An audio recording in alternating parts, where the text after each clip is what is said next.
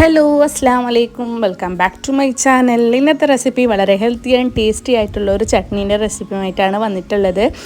തിമര ചട്നീൻ്റെ റെസിപ്പിയാണ്. ചിലയിടത്ത് കൊടവിനില എന്നൊക്കെ പറയാറുണ്ട്.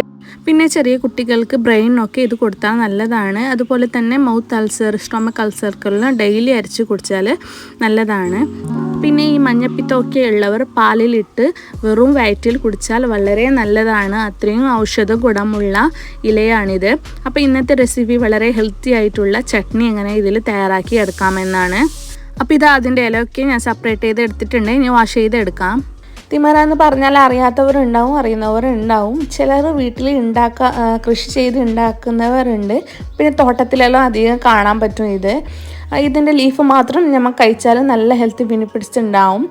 അപ്പോൾ പെട്ടെന്ന് തന്നെ ചട്നി ഉണ്ടാക്കി എടുക്കാം. അപ്പോൾ ആ ചട്നിക്ക് വേണ്ടി ഞാൻ തേങ്ങ ചെറിയതും കൂടി ഇട്ട് കൊടുത്തിട്ടുണ്ട് മിക്സിൻ്റെ ജാറിലേക്ക്. പിന്നെ എരിവിന് വേണ്ടി 4 കാന്താരി മുളകും കൂടി ആഡ് ചെയ്ത് കൊടുത്തിട്ടുണ്ട്. നിങ്ങൾക്ക് എരിവിനനുസരിച്ച് ചേർത്താൽ മതി. നല്ല എരിവുണ്ടാവും കാന്താരി മുളകിന്. പിന്നെ ഇതിലേക്ക് പുളി ആഡ് ചെയ്ത് കൊടുത്തിട്ടുണ്ട്. ആവശ്യത്തിന് ഉപ്പും കൂടി ചേർത്ത് കൊടുക്കാം. പിന്നെ എടുത്ത് വെച്ചിട്ടുള്ള തിമരയും കൂടി ചേർത്ത് കൊടുത്താൽ മതി. പിന്നെ വെള്ളം ഒഴിച്ച് കൊടുത്ത് മിക്സ് ചെയ്തെടുക്കാം.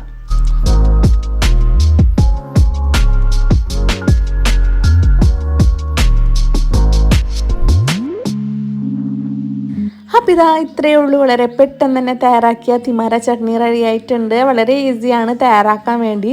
രാവിലെ ബ്രേക്ക്ഫാസ്റ്റിന് ദോശേൻ്റെ ഒപ്പം ഇഡ്ഡലിൻ്റെ ഒപ്പം കൂടി കഴിക്കാനും നല്ല ടേസ്റ്റാണ്. നല്ല അടിപൊളിയായിട്ട് കഴിക്കാൻ പറ്റും. നമ്മൾക്ക് സാധാ ചട്നീനേക്കാളും ഇത് നല്ല ടേസ്റ്റാണ്. അപ്പോൾ നിങ്ങൾ വീട്ടിൽ ഇതുപോലത്തെ തിമരൊക്കെ ഉണ്ടെങ്കിൽ ഇതുപോലെ ഒന്ന് ട്രൈ ചെയ്ത് നോക്കണേ. എന്നിട്ട് എങ്ങനെയുണ്ടെന്ന് എൻ്റെ കമൻറ്റ് ബോക്സിൽ പറയാൻ മറക്കരുത്. അപ്പോൾ എൻ്റെ വീഡിയോസൊക്കെ ഇഷ്ടമായിട്ടുണ്ടെങ്കിൽ ഒന്ന് ലൈക്കും കൂടി ചെയ്ത് വീഡിയോസൊക്കെ കാണണേ. നെക്സ്റ്റ് ഒരു അടിപൊളി വീഡിയോ ആയിട്ട് വരുന്നത് വരേക്കും ഇൻഷാ അല്ലാ. Bye bye. അസ്സലാമു അലൈക്കും.